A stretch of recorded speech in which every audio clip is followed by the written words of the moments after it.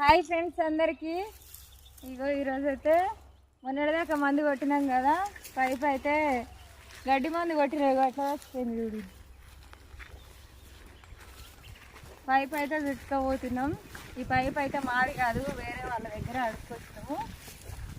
వాళ్ళ పైపు వాళ్ళకి ఇచ్చేయాలి.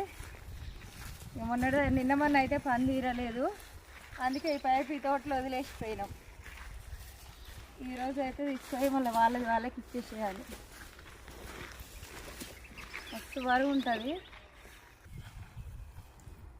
ఈ పైప్ అయితే. ఈ ఒక్క పైపే ఒక్క దగ్గర ఉండి 1 ఎకరం తోట అయినా పొలం అయినా కానీ కొట్టుకోవచ్చు మందు. మస్తు పెద్దగా ఉంటుంది, పెద్ద పైప్ ఇదైతే.